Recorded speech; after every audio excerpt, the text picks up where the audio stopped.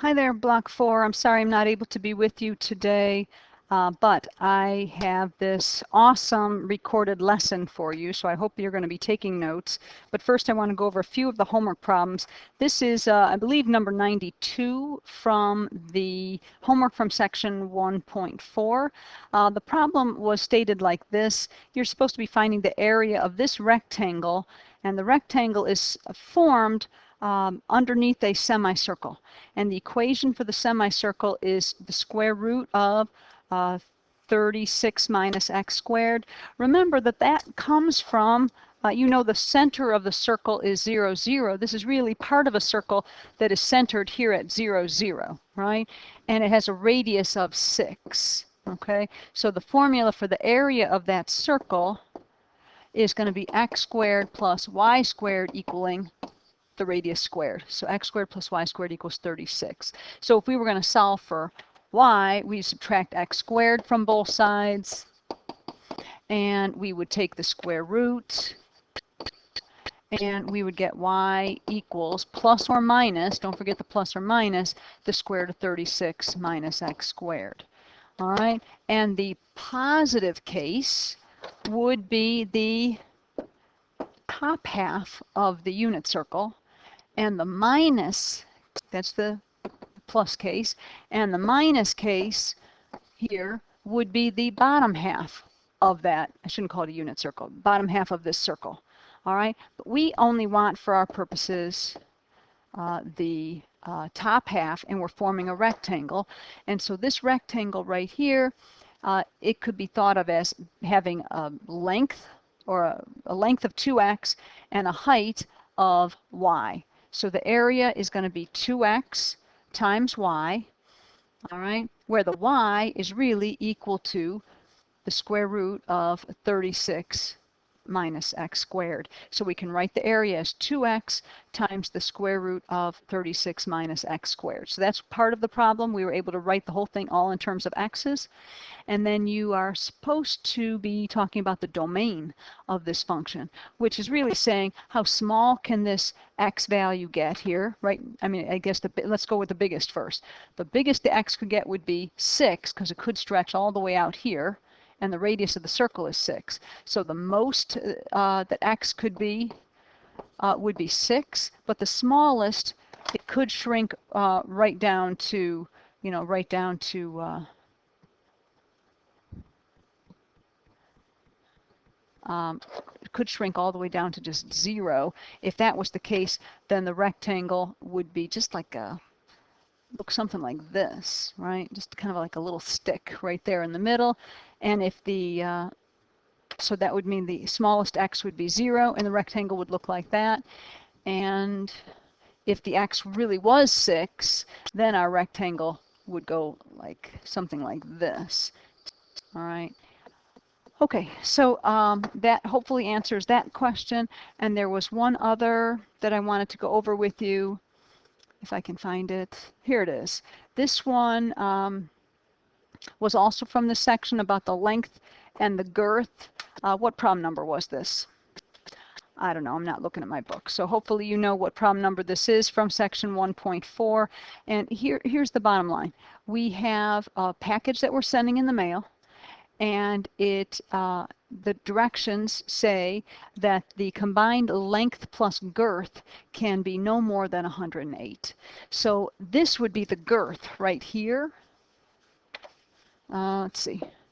This would be the girth. This plus this plus this plus this. That's the girth. So if we call one of those dimensions x, then the girth is really going to be 4x. That's not what I wanted to happen. The girth is really going to be 4x. All right, and so the total length plus girth would be 4x plus, I'm calling my length y. All right, let me toss those out right now. And because you're probably like, where's 18 coming from? Oops, that was part of the solution. All right, let me get rid of that. Pretend you didn't see that. Okay.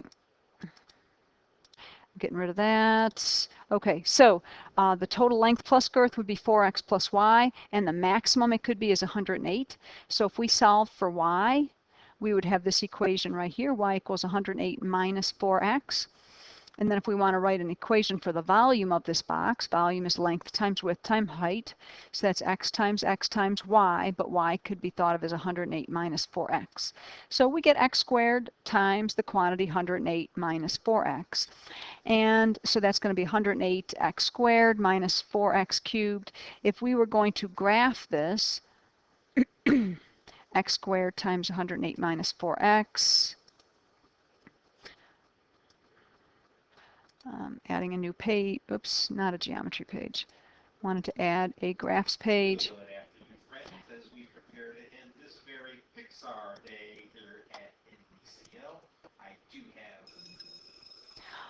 Okay, so we have x squared times 108 minus 4x. So if I graph that, this is what I'm seeing. That's not very helpful.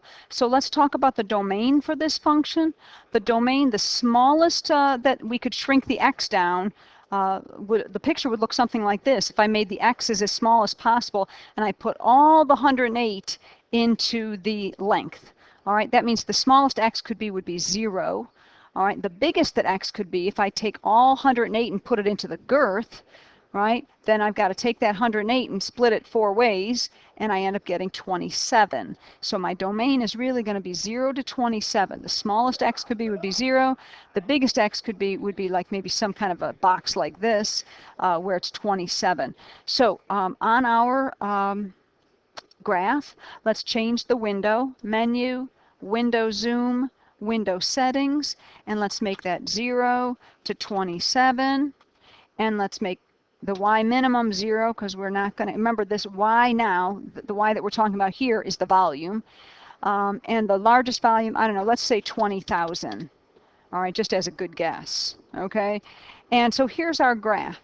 Okay, this is the graph, and you can see that as x gets bigger, the volume is increasing up to a certain point, but then there's a maximum volume, and if we go with x too large, then the volume starts decreasing pretty rapidly. So to find that maximum point, you can go menu, analyze graph, and we want maximum, okay, and that was menu, analyze graph, maximum, and it's asking you for a lower bound. And so you got this little pointer here. So here's our maximum somewhere right here, but we're gonna go to the left of that maximum and click for a lower bound, and now it's asking for an upper bound.